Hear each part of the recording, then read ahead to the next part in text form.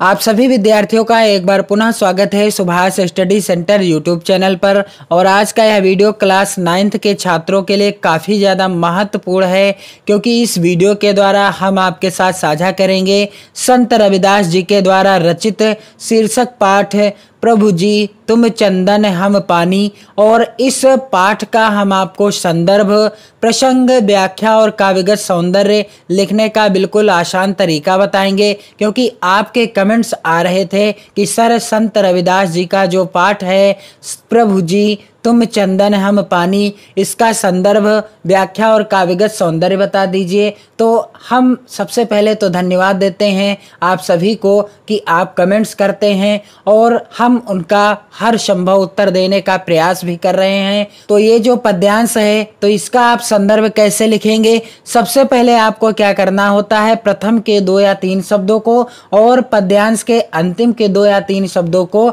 लिखना होता है कुछ इस तरह से, जैसे यहाँ लिखा हुआ है प्रभु जी तुम चंदन हम पानी, और अंतिम में लिखा है ऐसी भगति करे रैदासा। तो यहाँ पर जब आप संदर्भ लिखेंगे तो कैसे लिखेंगे? मैंने यहाँ पर प्रथम के 2 शब्दों को और अंतिम के 2 शब्दों को यहाँ पर इस तरह से लिख रखा है। और इसका संदर्भ क्या हो जाएगा कि प्रस्तुत पद्यांश हमारी पाठ्य पुस्तक हिंदी के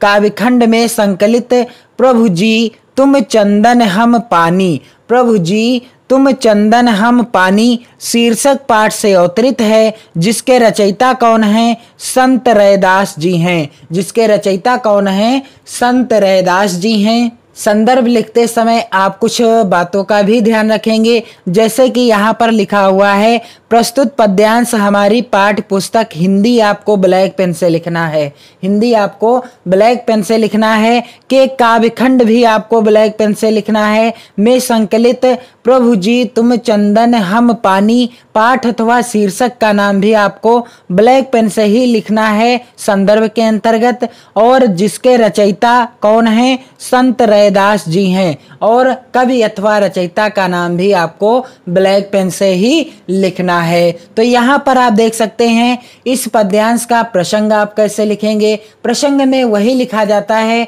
जो पद्यांश के अंतर्गत जिसके बारे में दर्शाया गया हो अथवा जिसका वर्णन किया गया हो। तो यहाँ पर प्रस्तुत रचना के माध्यम से संत रैदास जी ने अपनी भक्ति का वर्णन बड़े मनोयोग से किया है। प्रस्तुत रचना के द्वारा संत रैदास जी ने अपनी भक्ति का वर्णन बड़े मनोयोग से किया है या बड़े मनोयोग से कर रहे हैं। यहाँ से जो प्रश्न बनता है आपकी बोर्ड परीक्षा में, कुल 8 नंबर का प्रश्न बनता है। जो पद्यांश से रिलेटेड प्रश्न आता है आपकी बोर्ड परीक्षा में कि दिए गए पद्यांश का संदर्भ, प्रसंग और व्याख्या तथा काव्यगत सौंदर्य लिखिए, तो आपको यहाँ से कुल 8 नंबर मिलते हैं। और यदि आप हमारे चैनल के सभी वीडियोज देख लेते हैं जो पद्यांश से रिलेटेड हैं अथवा जो गद्यांश से रिलेटेड हैं अथवा जो जीवन परिचय से रिलेटेड हैं, तो आपको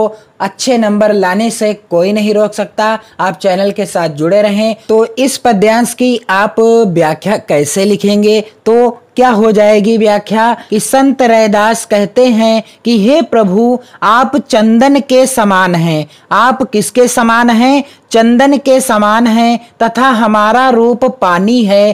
प्रभु जी तुम चंदन हम पानी, आप चंदन के समान हैं और हमारा रूप कैसा है?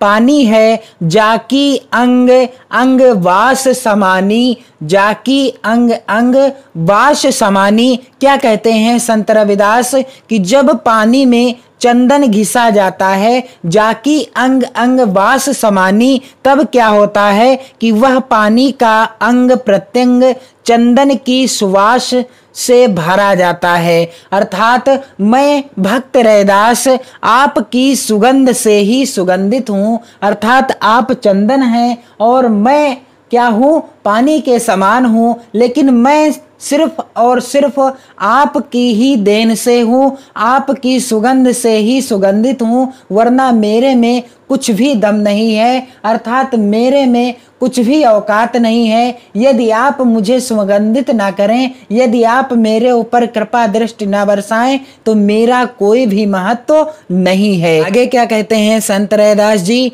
प्रभु जी तुम घन हम मोरा, क्या कहते हैं कि हे प्रभु आप मेघ तुल्य हैं, अर्थात आप किसके समान हैं, आप बादलों के समान हैं, और हम मयूरवत हैं। और हम किसके समान हैं, मयूरवत हैं, अर्थात हम मोर हैं। आप बादल हैं तो हम क्या हैं, मोर हैं। प्रभु जी तुम घन हम मोरा, जैसे चितवत चंद चकोरा, क्या हो जाएगी व्याख्या कि हम किसके समान हैं, मोर के समान हैं, जो मेघ को देख कर प्रसन्न हो जाता है, जो मेघ को देख क्या हो जाता है, प्रसन्न उठता है, तथा वह वैसे ही बादल को देखता है जैसे चकोर पक्षी चंद्रमा को देखता रहता है। और मोर बादलों को वैसे ही देखता है जैसे चकोर पक्षी किसे देखता है, चंद्रमा को देखता है। कि प्रभु जी तुम घन हम मोरा,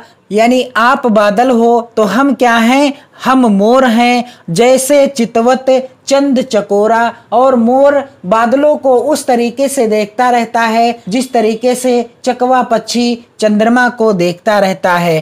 प्रभु जी तुम दीपक हम बाती, क्या कहते हैं संत रैदास कि हे प्रभु आप किसके समान हैं, आप दीपक तुल्य हैं, अर्थात आप दीपक के समान हैं। और हम किसके समान हैं, यानी हमारा रूप कैसा है, हमारा रूप बाती के समान है। हमारा रूप किसके समान है, बाती के समान है। प्रभु जी तुम दीपक हम बाती, जाकी ज्योति जरे दिन राती, अर्थात जो दीपक के स्नेह यानी तेल में डूबी रहकर अनवरत जलती रहती है तथा प्रकाश करती है, हम उस बाती के समान हैं जो दीपक के तेल में डूबी रहती है और अनवरत यानी लगातार जलती रहती है। और आप क्या हैं, आप दीपक के समान हैं। प्रभु जी तुम दीपक हम बाती, आप दीपक हो और हम कौन हैं,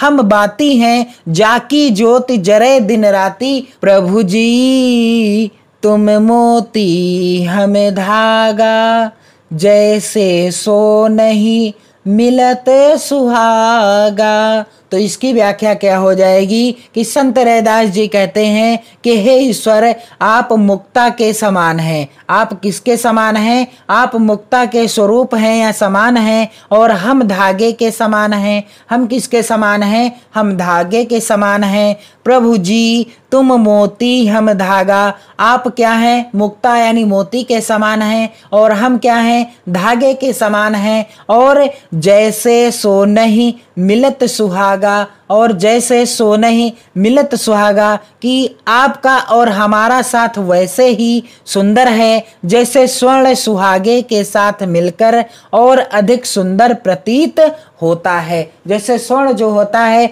वह सुहागे के साथ मिल जाता है तो बड़ा सुंदर दिखने लगता है। और आगे क्या व्याख्या हो जाएगी कि प्रभु जी तुम स्वामी हमें दासा, ऐसी भगति करें रहे दासा। हे प्रभु आप हमारे स्वामी हैं, मालिक हैं, तथा हम आपके कौन हैं, सेवक हैं, अर्थात दास हैं। प्रभु जी तुम स्वामी हम दासा, ऐसी भगति करें रे दासा, ऐसी भगति करें रे दासा। तो क्या कहते हैं संत कवि रैदास जी कि हम ऊपर बताई गई भक्ति करते हैं जो आनंदित करती है। हम ऊपर बताई गई भक्ति करते हैं जो आनंदित करती है। अर्थात क्या कहते हैं संत रैदास जी, संक्षेप में हम आपको इसकी व्याख्या बता देंगे और आप जीवन भर नहीं भूल पाएंगे कि प्रभु जी तुम चंदन हम पानी,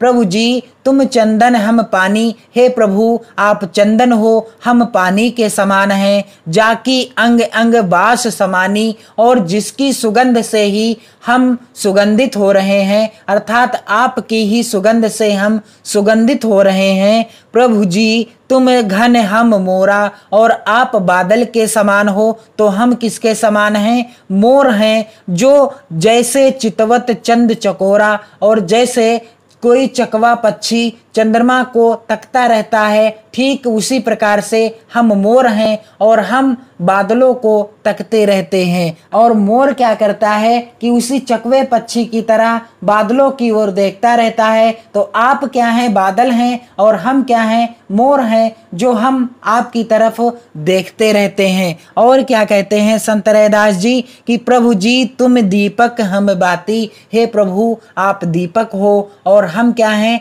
बाती हैं। जाकी ज्योति जरे दिन राती, और दीपक के ही स्नेह में यानी दीपक में भरे हुए तेल में डूबी रहकर बाती दिन रात अर्थात अनवरत जलती रहती है। इसलिए आप क्या हो? दीपक के समान हो, और हम किसके समान हैं? बाती के समान हैं। प्रभु जी तुम मोती हम धागा। संत रैदास जी कहते हैं कि हे प्रभु आप मोती हो तो हम क्या हैं? धागे के समान हैं। जैसे सोना ही मिलत सुहागा, जैसे स्वर्ण सुहागे के साथ मिलकर और अधिक सुंदर प्रतीत होता है, ठीक उसी प्रकार से मोती और धागा मिलकर के एक बहुत ही सुंदर माला अर्थात हार बना देते हैं। और प्रभु जी तुम स्वामी हम दासा, प्रभु जी आप हमारे स्वामी हो और हम आपके कौन हैं? दास हैं। ऐसी भगति करे रैदासा, और हम आपकी ऊपर बताई गई या आपसे जो जो कह रहे हैं इसी भक्ति में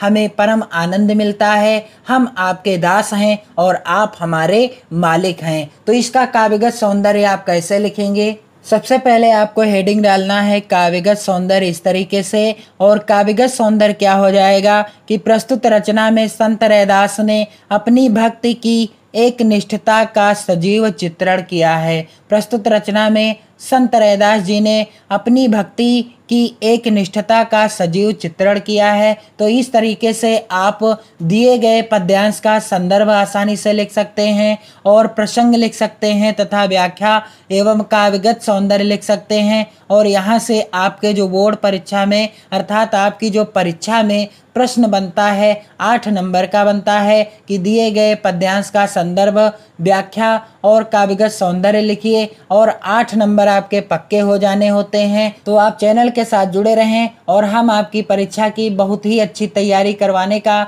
हर संभव प्रयास करेंगे। और आपको क्या करना है कि इस वीडियो को और साथ ही अन्य वीडियोज को भी अपने मित्रों में भी शेयर करते रहना है और अपनी नोट्स बनाते रहना है। पढ़ते रहिए, मस्त रहिए। जय हिंद।